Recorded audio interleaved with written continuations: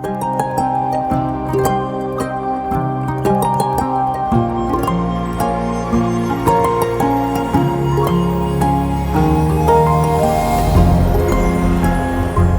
मैं हूं मनीष। इस ब्लेंडर फॉर बिगिनर सीरीज में हम बनाएंगे ये ब्यूटीफुल सा ट्री हाउस सीन। तो बिना टाइम वेस्ट करे चलते हैं blender.org पर, जो कि है ब्लेंडर की ऑफिशियल वेबसाइट। इसका लिंक डिस्क्रिप्शन में मिल जाएगा। बहुत ही ईजी है। यहाँ पर डाउनलोड पर क्लिक कर देंगे, इसके इंस्टॉलर को फिर सिंपली इंस्टॉल कर देंगे और ब्लेंडर को ओपन कर देंगे। फर्स्ट टाइम ओपन करने पर कुछ इस तरह का ये वेलकम स्क्रीन आ जाती है। सिंपली यहाँ पर कंटिन्यू कर दो और एक और पॉपअप स्क्रीन आ गई है। यहाँ पर कुछ न्यू प्रोजेक्ट्स के लिए टेम्पलेट्स दिए गए हैं। अब मैं चाहूँ तो यहाँ जनरल पर क्लिक कर सकता हूँ या फिर सिंपली यहाँ साइड पर क्लिक कर दो। अब आगे बढ़ने से पहले कुछ सेटिंग्स है जो करना जरूरी है, तो उन्हें कर लेते हैं। मैं यहाँ एडिट पर चला जाऊंगा और यहाँ पर मैं प्रेफरेंसेस पर चला जाऊंगा और सबसे टॉप में जो इंटरफेस का टैब दिया गया है, यहाँ से हम रेजोल्यूशन स्केल को बढ़ा सकते हैं या घटा सकते हैं। जितना आपको लगता है सही उतना रख लो। और उसके बाद मैं आ जाऊंगा यहाँ एनिमेशन वाले टैब पर। यहाँ पर एक ऑप्शन है only show selected F curve की फ्रेम्स, तो इसे चेक कर दो। इसके अलावा यहाँ पर हम एड ऑन वाले टैब पर आ जाएंगे। ये काफी इंपॉर्टेंट स्टेप है। तो ब्लेंडर में काफी सारी एड ऑन्स है। एड ऑन्स बेसिकली क्या होती है, आप इसे इस तरह से समझ सकते हो कि एक जो सॉफ्टवेयर है उसके एक्स्ट्रा फीचर्स को आप एड ऑन मान सकते हो। तो यहाँ पर ऊपर सर्च का ऑप्शन दिया गया है। यहाँ पर मैं सर्च कर दूंगा नोड और ये सामने एड ऑन आ जाएगी नोड रेंगुलर के नाम से। इसे इनेबल कर दो। और एक एड ऑन हम यहाँ पर सर्च करेंगे। यहाँ से मैं इसे कट कर देता हूँ और यहाँ मैं लिख देता हूँ इमेजेस। तो ये सामने एड ऑन आ गई है इंपोर्ट इमेजेस एज प्लेन्स। इसे इनेबल कर दो। और यहाँ पर एक इंस्टॉल का बटन बना हुआ है, क्योंकि हम ब्लेंडर में एक्सटर्नल एड ऑन्स को भी इंस्टॉल कर सकते हैं। तो इसके बारे में मैं नेक्स्ट पार्ट में बात करूंगा। ओके, तो यहाँ का काम हो गया है। अब मैं आ जाऊंगा यहाँ की मैप वाले टैब पर और ये भी काफी इंपॉर्टेंट है। यहाँ पर एक ऑप्शन है टैब फॉर पाई मेन्यू, इसे भी चेक कर दो। और अब मैं आ जाऊंगा यहाँ सिस्टम वाले टैब पर। यहाँ पर ऊपर कुछ ग्राफिक्स कार्ड के ऑप्शन दिए गए हैं। अभी आपको खुद ढूंढना पड़ेगा कि आपका कौन सा ग्राफिक्स कार्ड है। मुझे पता है मेरा जो ग्राफिक कार्ड है वो कूडा अनेबल ग्राफिक कार्ड है, तो मैं इसे यहाँ पर चेक कर देता हूँ। इसके अलावा मेरे यहाँ पर सीपीयू भी दिया गया है, मैं इसे भी चेक कर देता हूँ। और यहाँ मेमोरी एंड लिमिट्स में एक ऑप्शन दिया गया है अनडू स्टेप्स, इसे मैं मैक्सिमम कर दूंगा क्योंकि काफी बार अंडू करने की जरूरत पड़ जाती है। और यहाँ नीचे तरफ जहाँ 3 लाइंस बनी हुई है, इसके ऊपर क्लिक कर दूंगा और यहाँ ऑटो सेव प्रेफरेंसेस आप देख सकते हो, ये चेक्ड है। बेसिकली जो भी मैंने अब तक इसमें सेटिंग करी है ऑटोमेटिकली इसमें सेव हो चुकी है। या फिर आप चाहो तो इसे यहाँ पर सेव प्रेफरेंसेस पर क्लिक करके भी इसे सेव कर सकते हो। ओके, तो अब मैं बात करूंगा ब्लेंडर के इंटरफेस के बारे में। जो बाय डिफॉल्ट हमें मिलता है वो है ये लेआउट वाला टैब। जो हमारा लेआउट वाला टैब है इसमें टोटल 4 विंडोज है। यहाँ पर एक छोटा सा बॉक्स बना हुआ है। अगर मैं इसके ऊपर क्लिक कर दूं, इसे एडिटर टाइप कहते हैं। इससे हम एडिटर का टाइप चेंज कर सकते हैं। तो ये एक पूरी एक विंडो है जिसे कहते हैं 3D व्यू पोर्ट, जो कि आप यहाँ से एडिटर टाइप से देख सकते हैं 3D व्यू पोर्ट। सेम यहाँ पर ये सेकंड विंडो आ गई, ये है हमारा आउटलाइनर। यहाँ पर भी ये एडिटर टाइप दिया गया है आउटलाइनर। और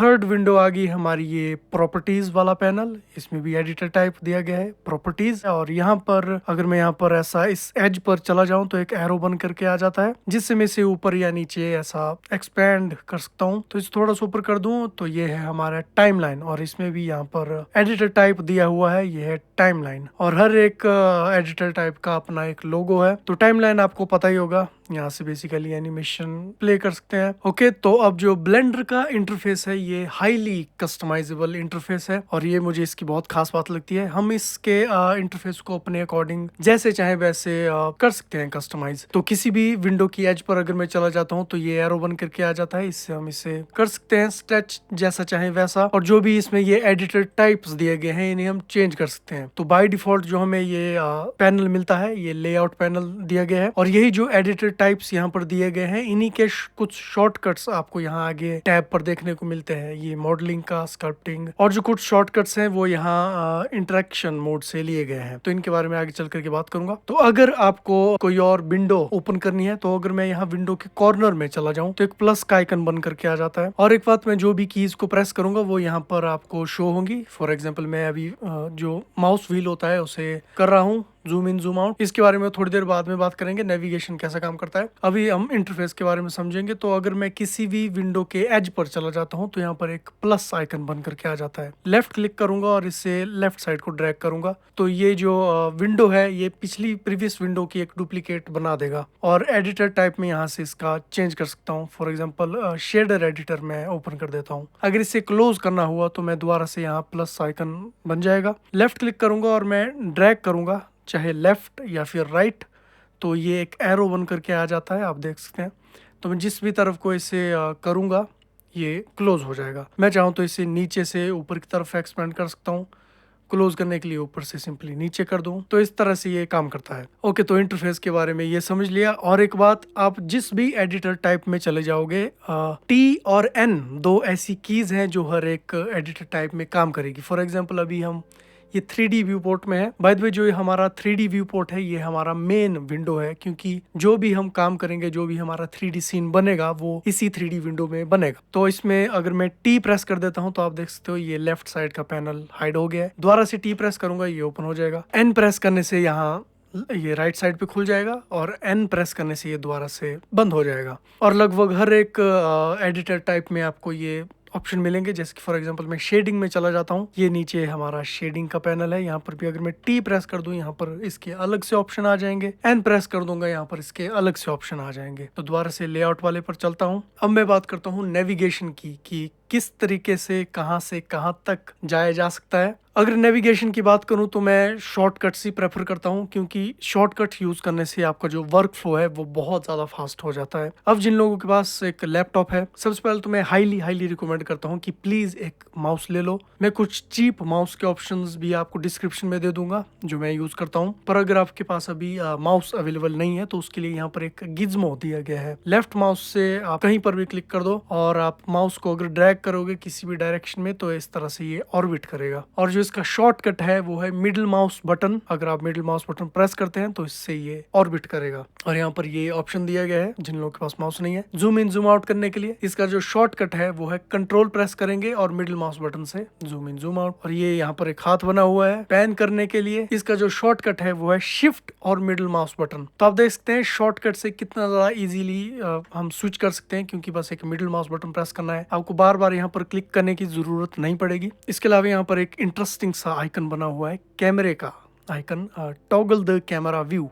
अगर मैं थोड़ा सा बैक आ जाता हूँ इस विंडो में तो यहाँ पर एक ऑब्जेक्ट हमें दिखाई दे रहा है, ये है हमारा कैमरा। इसमें आगे बढ़ने से पहले एक चीज मैं एक्सप्लेन करना भूल गया, आउटलाइनर। जो भी ऑब्जेक्ट अभी आप यहाँ हमारे 3D व्यू पोर्ट में देख रहे हो वो यहाँ आउटलाइनर में शो होता है। फॉर एग्जाम्पल ये कैमरा मैंने सेलेक्ट कर दिया, यहाँ पर ये कैमरा आउटलाइनर में सेलेक्ट हो गया है। जो आउटलाइनर है इसे आप इस तरह से समझ सकते हो, जो भी हमारा 3D व्यू पोर्ट है इसी का एक लिस्ट व्यू आपको यहाँ आउटलाइनर में देखने को मिलता है। फॉर एग्जाम्पल ये क्यूब है, यहाँ पर ये आउटलाइनर में एज अ लिस्ट शो कर रहा है। यहाँ पर एक लाइट है, लिस्ट में आ गई है। ओके, तो ये हमारा कैमरा है। अभी ये कैमरा क्या देख रहा है उसके व्यू में जाने के लिए हम यहाँ पर इस कैमरे वाले आइकन पर क्लिक कर देंगे तो ये इस क्यूब की तरफ पॉइंटेड है। अब इसका जो शॉर्टकट है वो है नम पैड 0। तो अगर नम पैड प्रेस कर दूंगा मैं आउट हो जाऊंगा इसके व्यू से। नम पैड 0 प्रेस कर दूंगा मैं कैमरा व्यू में आ जाऊंगा। और यहाँ पर एक आइकन बना हुआ है पर्सपेक्टिव टू ऑर्थोग्राफिक स्विच। तो अभी ये जो हमारा व्यू है ये एक पर्सपेक्टिव मोड है ना, हम हर चीजों को एक डेप्थ में देख सकते हैं। तो अगर मैं इसे इनेबल कर देता हूँ, बाय द वे इसे इनेबल करने के लिए नम पैड 5 भी हम प्रेस कर सकते हैं। तो आप देख सकते हैं इसका ना थोड़ा व्यू चेंज सा हो गया है। आप इसे इस तरह से समझो कि ये एक 3D मॉडल का फ्लैट व्यू है। जब हम इस क्यूब को मॉडिफाई करेंगे एडिट मोड का यूज करके, एडिट मोड अभी मैं एक्सप्लेन करूंगा। तो बेसिकली आप देख सकते हैं यहाँ पर एक ग्रिड लाइन बनी हुई है। तो जब हम ऑर्थोग्राफिक व्यू में चले जाते हैं तो हम प्रिसीजन के साथ उसे एडिट कर सकते हैं। तो ये ऑर्थोग्राफिक मोड है या फिर फ्लैट मोड इसे कह सकते हैं। अगर मैं नम पैड पर 1 प्रेस कर देता हूँ तो आप देख सकते हो अभी हम इस क्यूब की फ्रंट साइड पर हैं। तो यहाँ पर ऊपर ये शो भी कर रहा है फ्रंट ऑर्थोग्राफिक व्यू। 3 प्रेस कर देता हूँ तो ये राइट चला जाता है। कंट्रोल 3 प्रेस कर दूं तो ये लेफ्ट चला जाएगा। इस क्यूब के टॉप पर अगर मुझे जाना है तो मैं 7 प्रेस कर दूंगा। बॉटम में जाना होगा तो मैं कंट्रोल 7 प्रेस कर दूंगा। अगर आपके पास नम पैड नहीं है नो प्रॉब्लम, आप ऑल्ट अगर प्रेस करके रखोगे और मिडिल माउस बटन से ऊपर से नीचे की ओर ऐसा ड्रैग करोगे तब भी आप ये चेंज कर सकते हो। तो अभी मैं अगर मिडिल माउस बटन प्रेस कर दूं और इसे लेफ्ट की तरफ ऐसा कर दूं तो इससे भी आप चेंज कर सकते हो कि कौन सी डायरेक्शन क्या है। अब इस ऑर्थोग्राफिक व्यू से बाहर आने के लिए मैं चाहूँ तो नंपैड 5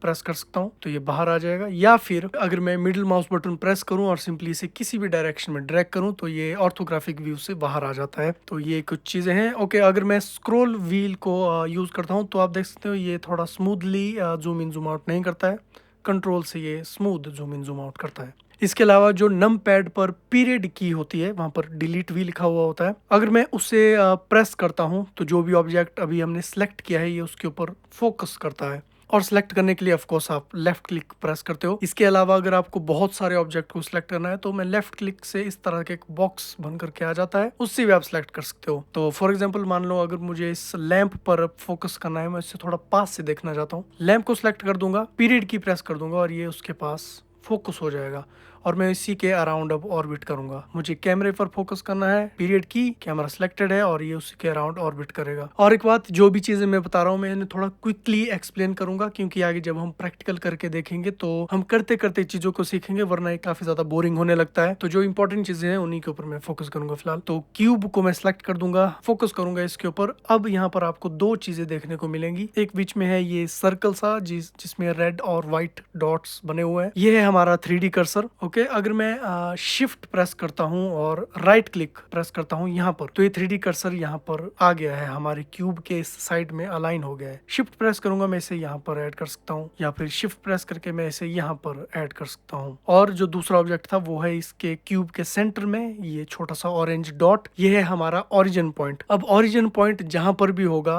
वहीं से हमारा क्यूब रोटेट करेगा। रोटेट कैसे करते हैं उसके बारे में भी अभी मैं बात करूंगा। तो ये थे ओरिजिन पॉइंट और 3D कर्सर। यहाँ पर ये टूल्स का ऑप्शन दिया गया है, इसे थोड़ा सा समझते हैं। यहाँ पर मूव करने के लिए ये दिया गया है। जैसे कि मैंने कहा मैं शॉर्टकट्स यूज करना ही प्रेफर करता हूँ और मैं इन्हें पर्सनली बिल्कुल भी यूज नहीं करता, बट ये समझना भी जरूरी है। तो देखते हैं, अगर आपका गिज्मो ऑफ हुआ तो ये भी शो नहीं होगा, तो यहाँ से गिज्मो ऑन ऑफ होता है। ओके, तो ये जो एरोज यहाँ पर दिए गए हैं, ग्रीन एरो अगर मैं इसे पकड़ता हूँ इस तरह से हिलाता हूँ तो ये वाई एक्सिस में मूव करेगा। ग्रीन वाई को रिप्रेजेंट करता है, रेड एरो एक्स को रिप्रेजेंट करता है और ब्लू जेड या जी डायरेक्शन को रिप्रेजेंट करता है। और इसी तरह से यहाँ पर रोटेट करने के लिए है तो ये एक्स डायरेक्शन में रोटेट होगा। मैं अपने माउस को ऐसे गोल गोल घुमा रहा हूँ। अगर मैं यहाँ पर राइट क्लिक प्रेस कर देता हूँ तो ये कैंसिल हो जाएगा जो भी ऑपरेशन हम कर रहे थे। ये मुझे ब्लेंडर का एक बहुत ही छोटा है पर बहुत ही अमेजिंग फीचर लगता है। ये कुछ वैसे ही काम करता है जैसे माइक्रोसॉफ्ट पेंट में अगर आप कुछ पेंट करते हो और राइट क्लिक प्रेस करते हो तो वो कैंसिल हो जाता है। और कंफर्म करने के लिए ऑफ कोर्स अगर आप इसे कहीं पर मूव करते हो तो लेफ्ट क्लिक से ही आप छोड़ सकते हो तो वो कंफर्म हो जाएगा। ओके, तो ये रोटेट करने का हो गया। जो भी यहाँ पर दिए गए हैं एक्सिस, इसमें आप रोटेट कर सकते हो। यहाँ पर एक स्केल करने के लिए दिया गया है।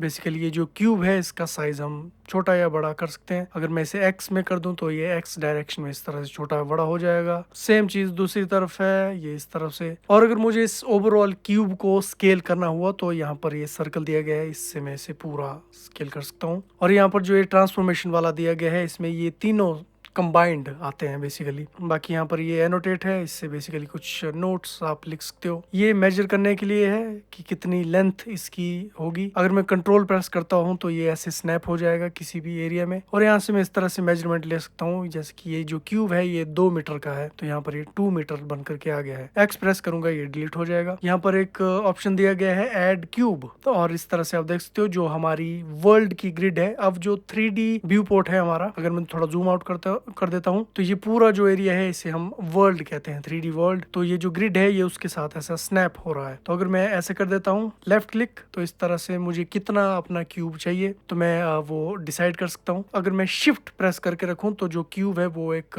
परफेक्ट अलाइनमेंट के साथ आएगा। तो मान लो मुझे ये इतना चाहिए, मैं इतना कर देता हूँ। लेफ्ट क्लिक से कंफर्म। अब ये कहेगा कि इसकी ऊंचाई मुझे कितनी चाहिए, तो अगेन मैं अगर शिफ्ट प्रेस कर देता हूँ तो ये ऑटोमेटिकली कंफर्म हो जाएगा। लेफ्ट क्लिक और ये इस तरह से ये क्यूब बन करके आ जाएगा। और ये जो मेथड है अभी आप देख सकते हैं ये ग्रिड के साथ स्नैप हो रहा है, पर अगर मैं क्यूब पर चला जाऊं तो ये क्यूब की तरफ स्नैप हो जाएगा। क्यूब के टॉप पर चला जाऊंगा तो ये वहां पर स्नैप हो जाएगा। यहाँ पर एक छोटा सा क्यूब मैं ओपन कर दूंगा, लेफ्ट क्लिक से ये निकाल दिया, छोड़ दिया लेफ्ट क्लिक, और ये ऊपर की तरफ लेफ्ट क्लिक और ये इस तरह से क्यूब बन करके आ जाएगा। अगर मैं इसके ऊपर लेफ्ट क्लिक प्रेस करके रखता हूँ तो एक मेन्यू खुल के आ जाता है, और लेफ्ट क्लिक मैंने प्रेस करके रखा है, मैं कहीं पर भी आ जाऊंगा तो ये अलग अलग ऑब्जेक्ट मैं चूज कर सकता हूँ। लेफ्ट क्लिक में जैसे ही किसी भी ऑब्जेक्ट पर चल करके छोड़ दूं तो वो कंफर्म हो जाएगा। अभी यहाँ पर एक स्फीयर ये क्रिएट करेगा। शिफ्ट प्रेस करने से ये अलाइनमेंट हम सेट कर सकते हैं। अगेन शिफ्ट प्रेस करके ये आ गया, लेफ्ट क्लिक, और ये बन गया है हमारा ये एक स्फीयर। मैं ए प्रेस करूंगा ये सब कुछ सिलेक्ट हो जाएगा। ऑल्ट ए प्रेस करने से डी सिलेक्ट हो जाएगा। अगर मैं ए प्रेस कर देता हूं और डिलीट प्रेस कर देता हूं तो सब कुछ डिलीट हो जाएगा। पर डिलीट की थोड़ी सी दूर लगती है कीबोर्ड में, तो एक्स प्रेस करना ज्यादा बेटर है, क्योंकि एक्स हमारी उंगलियों के ज्यादा नजदीक है, तो वहां से भी आप डिलीट कर सकते हो। अब मैं पर्सनली ना तो गिज्मो को यूज करता हूं और ना ही ये टूल का ऑप्शन मैं यूज करता हूं। मैं अपने टूल में मैं सिर्फ सिलेक्ट बॉक्स को सिलेक्ट करके रखता हूं, टी प्रेस करने से इसे क्लोज करके रखता हूं। अब मैं शॉर्टकट में समझा देता हूं कि किस तरह से ये जो टूल्स थे ये काम करते हैं। तो ऑब्जेक्ट को ऐड करने के लिए यहाँ पर एक ऐड बटन बना हुआ है, यहाँ से हम मैश ऑब्जेक्ट को ऐड कर सकते हैं और भी बहुत सारे ऑब्जेक्ट को ऐड कर सकते हैं। लाइट में जो वो लाइट लैंप था उसे यहाँ से ऐड कर सकते हैं। कैमरे का ऑप्शन यहाँ पर दिया है, उसे ऐड कर सकते हैं। अब इसका भी जो शॉर्टकट है वो है शिफ्ट ए, तो शिफ्ट ए काफी नजदीक पड़ता है बजाय यहाँ ऊपर जाने के। शिफ्ट ए ऐड ऑब्जेक्ट, तो दोबारा से मैं यहाँ क्यूब ऐड कर सकता हूँ। अब ये जो क्यूब है आप देख सकते हैं ये हमारे वर्ल्ड के एकदम सेंटर में ऐड नहीं हुआ है। तो हमारे वर्ल्ड का जो सेंटर है वो ये है जहाँ पर एक्स और वाई मिलते हैं आपस में। तो अभी ऐसा इसलिए हुआ क्योंकि हमारा जो कर्सर है 3D कर्सर वो कहीं और है। तो जहाँ पर भी हमारा 3D कर्सर होगा शिफ्ट और राइट क्लिक, शिफ्ट ए, ये वहीं पर ये ऐड हो जाएगा। तो जो हमारा कर्सर है वो वर्ल्ड के एकदम सेंटर में होना चाहिए। मैं सिलेक्ट कर दूंगा हर चीज, एक्स डिलीट। तो इसे सेंटर में करने के भी अब दो तरीके हैं। सबसे फास्टेस्ट तरीका है वो शिफ्ट सी, तो ये सेंटर में आ जाएगा। इसके अलावा शिफ्ट एस से एक और पाई मेन्यू खुल जाता है। तो ये जो पाई मेन्यू खुला है ये इस 3D कर्सर से रिलेटेड है। शिफ्ट एस प्रेस कर दूंगा, कर्सर टू वर्ल्ड ओरिजिन, तो इसके ऊपर ये करने से ये सेंटर में आ जाएगा। तो सेंटर में आ गया है। शिफ्ट ए, यहाँ पर ऑब्जेक्ट मैश को ऐड कर दूंगा। अगर मैं यहाँ पर अभी कैमरे को ऐड कर देता हूँ तो कैमरा अभी दिख नहीं रहा है, क्योंकि जो हमारा कैमरा है वो एकदम सेंटर में आ गया है इस क्यूब के। ये आप यहाँ पर देख सकते हो। तो अब किसी भी ऑब्जेक्ट को मूव करने का जो शॉर्टकट है, जैसे कि यहाँ पर तो हम इसे इस तरीके से मूव कर सकते हैं, है ना। तो अब जो इसका शॉर्टकट है वो है जी। जी मतलब ग्रैब, जी प्रेस कर दूंगा। अगर मैं अपने माउस को फ्रीली मूव कर देता हूँ तो ये किसी भी डायरेक्शन में चला जाएगा। मुझे अगर इसे किसी पर्टिकुलर एक्सिस पर मूव करना है तो मैं उस एक्सिस का नाम टाइप कर दूंगा। फॉर एग्जांपल एक्स, जी मैंने प्रेस कर दिया, अब एक्स, तो ये एक्स डायरेक्शन में मूव करेगा। अगर मुझे इसे जेड में मूव करना है तो जी जेड, ये ऊपर की तरफ को मूव करेगा। अब इससे भी ज्यादा फास्ट जो मेथड है मूव करने का वो है जी मिडिल माउस बटन। और आप देख सकते हो मिडिल माउस बटन प्रेस करते ही एक अलग से, एक सेकंड में थोड़ा और बेटर से इसे समझा देता हूँ। मैं क्यूब को सिलेक्ट कर देता हूँ, जी प्रेस कर दूंगा, मिडिल माउस बटन प्रेस करके मैंने रखा हुआ है। अब यहाँ पर सभी एक्सिस शो हो जाती हैं। तो मैं किस डायरेक्शन में से मूव करना चाहूंगा, अगर मैं किसी डायरेक्शन में से ऐसे मूव कर देता हूँ तो आप बीच में एक व्हाइट सी लाइन देख सकते हो। ये लाइन ये शो कर रही है कि आप किस डायरेक्शन में से मूव करना चाहते हो। तो अगर मैं माउस को ऊपर की तरफ ड्रैग करूँ तो ये जेड डायरेक्शन में चला जाएगा। पीछे की तरफ ड्रैग कर देता हूँ तो ये इस तरह से वाई की तरफ मूव करेगा। अगर लेफ्ट राइट कर देता हूँ तो अभी ये इस तरफ एक्स एक्सिस में मूव करेगा। तो ये सबसे ज्यादा फास्टेस्ट मेथड है मूव करने का ऑब्जेक्ट को। और अभी ये कंफर्म नहीं हुआ तो लेफ्ट क्लिक से कंफर्म कर दूंगा। ऑफ कोर्स इसे करने में थोड़ी प्रैक्टिस लगेगी, पर यही बेस्ट मेथड है नेविगेशन करने का, क्योंकि इससे आपका वर्क फ्लो एक्सट्रीमली फास्ट बन जाएगा। ओके, तो अभी तो खैर मैंने चीजों को मूव करने की बात करी है। अब रोटेट कैसे करते हैं उसके लिए R for rotate, R press कर दिया। किस डायरेक्शन में रोटेट करना है, एक्स, तो ये एक्स में रोटेट होगा। मैं माउस को सिंपली गोल गोल घुमा रहा हूँ अपने माउस पैड पर, तो ये एक्स में रोटेट हो रहा है। वाई में इस तरह से रोटेट होगा, जेड में ये इस तरह से रोटेट होगा। तो इस तरह से रोटेट, ग्रैब और स्केल करने के लिए एस प्रेस कर दिया। किस डायरेक्शन में स्केल करना है, एक्स में, ओके, वाई में या जेड में, या फिर अगर सिंपली एस प्रेस कर दिया तो ये ओवरऑल स्केल हो जाएगा। इसके अलावा जो रोटेट का ऑप्शन है उसमें एक स्पेशल फीचर हमें मिलता है। आर प्रेस कर दूंगा तो ये रोटेट करेगा, पर अगर मैं एक बार फिर से आर प्रेस करता हूँ तो ये फ्रीली इस तरह से रोटेट करता है। एक गिज्मो इसमें बन करके आ जाता है। तो ये भी काफी अमेजिंग ऑप्शन है। राइट क्लिक्स में से कैंसिल कर दूंगा ऑपरेशन को, या फिर मैं डायरेक्टली डबल आर प्रेस कर देता हूँ, तब भी ये गिज्मो इनेबल हो जाएगा। इसके अलावा अगर मैं किसी भी मोड में चला जाता हूँ, चाहे रोटेट, स्केल या फिर ग्रैब, मैं इसकी स्पीड भी बढ़ा सकता हूँ। अभी मैं ऑर्थोग्राफिक व्यू में चला जाऊंगा। फॉर एग्जाम्पल अगर मैं आर प्रेस कर देता हूँ तो भी आप देख सकते हो ये थोड़ा फास्ट मूव कर रहा है। अगर इसे थोड़ा स्लो मूव करना हो तो मैं शिफ्ट प्रेस प्रेस करके रखूंगा तो आप देख सकते हैं ये काफी स्लोली मूव कर रहा है। इसके अलावा अगर मैं आर प्रेस कर दूंगा दोबारा से और कंट्रोल प्रेस करके रखता हूँ तो ये जो ग्रिड है ये उसके साथ अलाइन करते हुए रोटेट होगा, एकदम ऐसे मतलब स्नैप होते हुए इंक्रीमेंट के साथ। और कंट्रोल और शिफ्ट ये ग्रैब में भी काम आएगा अगर ये जल्दी से मूव हो रहा है। शिफ्ट प्रेस करूंगा ये स्लोली होगा, कंट्रोल से ये इंक्रीमेंट में जाएगा। सेम चीज ऑफ कोर्स स्केलिंग में भी काम आएगी। कंट्रोल प्रेस करके रखूंगा तो ये इंक्रीमेंट के साथ, शिफ्ट प्रेस करके रखूंगा तो ये स्लोली करेगा। ओके, तो अब मैं बात करता हूँ दो इंपॉर्टेंट मोड्स के बारे में, मैं क्विकली एक्सप्लेन करूंगा। एक है हमारा ऑब्जेक्ट मोड और दूसरा होगा हमारा एडिट मोड। और आपको याद होगा जब हम सेटिंग में कुछ चीजें इनेबल कर रहे थे वहां पर हमने टैब फॉर पाई मेन्यू को इनेबल करा था। तो अगर मैं टैब प्रेस करके रखता हूँ तो एक पाई मेन्यू खुल करके आ जाता है। तो यहाँ पर बहुत सारे ये अलग अलग ऑप्शन दिए गए हैं। ये सेम ऑप्शन आपको यहाँ पर देखने को मिलते हैं। तो बार बार यहाँ पर क्लिक करके इन्हें ओपन करना सही नहीं लगता है। टैब से आप जल्दी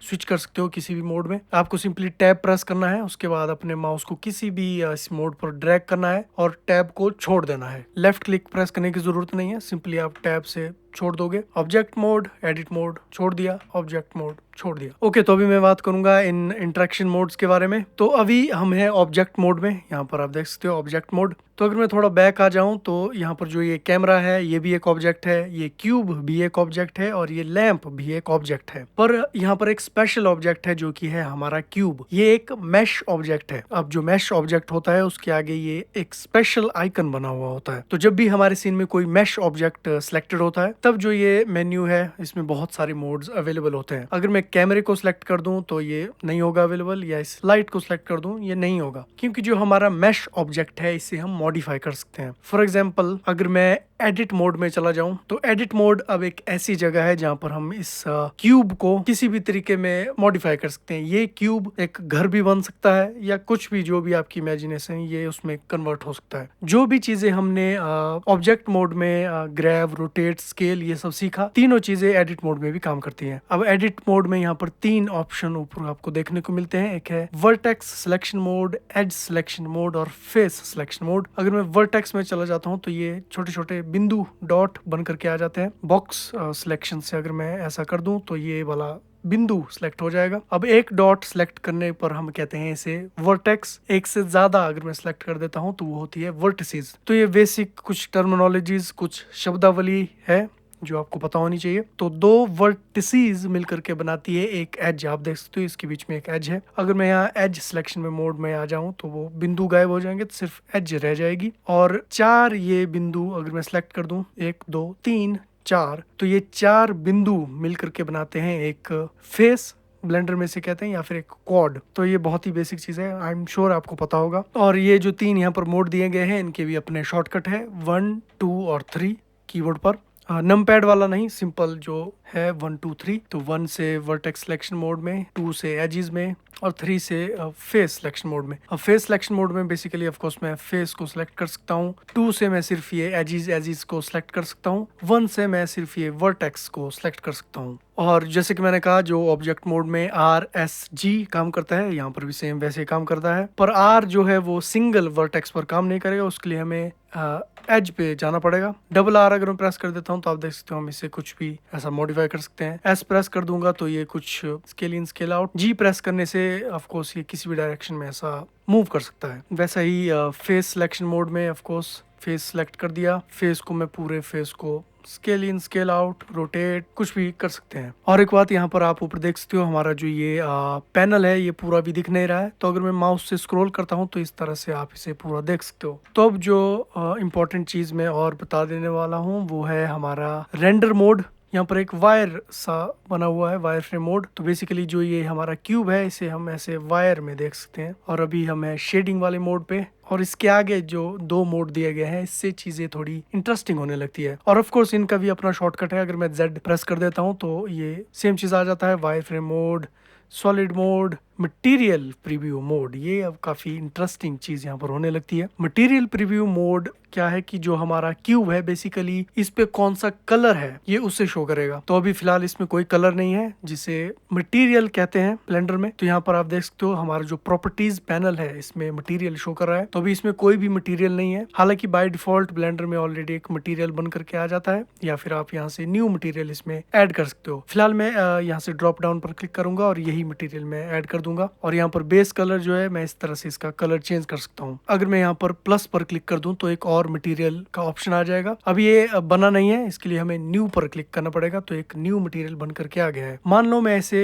ग्रीन कलर दे देता हूँ, तो अभी ये जो ग्रीन कलर है ये यहाँ पर कहीं पर भी शो नहीं हो रहा है। ऐसा इसलिए अभी हम ऑब्जेक्ट मोड में है। तो अगर मैं एडिट मोड पे चला जाऊं और मैं फेस सिलेक्शन मोड पे हूँ, इस वाले फेस को सिलेक्ट कर दूंगा, तो आप देख सकते हो अगर मैं किसी भी फेस को सिलेक्ट कर देता हूँ तो वो इस मटेरियल के साथ असाइंड है। तो अगर मुझे ग्रीन को इस वाले एरिया पे ऐड करना है तो मैं इसे सिलेक्ट कर दूंगा, ग्रीन मटेरियल को सिलेक्ट कर दूंगा और असाइन पर क्लिक कर दूंगा, तो आप देख सकते हैं इस तरह से इसमें असाइन हो जाएगा। और अगर मैं किसी को भी अब सिलेक्ट कर देता हूँ तो आप देख सकते हैं दोबारा से रेड पर चला जाएगा, यहाँ पर ये ग्रीन पर चला जाएगा। एक और ऐड कर देते हैं येलो, ये इस तरह से। ओके, तो इसे मैं दे देता हूँ, अभी ये जंप कर गया रेड पर, येलो असाइन। तो अभी ये दिख नहीं रहा है क्योंकि ये जो लेआउट है ये ऑन है। इसे ऑफ कर देता हूँ तो आप देख सकते हो ये इस तरह से दिख रहा है और ऐसे हम कलर चेंज कर सकते हैं इसके। ओके, तो दोबारा से अपने ओवरले को ऑन कर देता हूँ। बेसिकली यहाँ से आप हाइड कर सकते हो सब कुछ।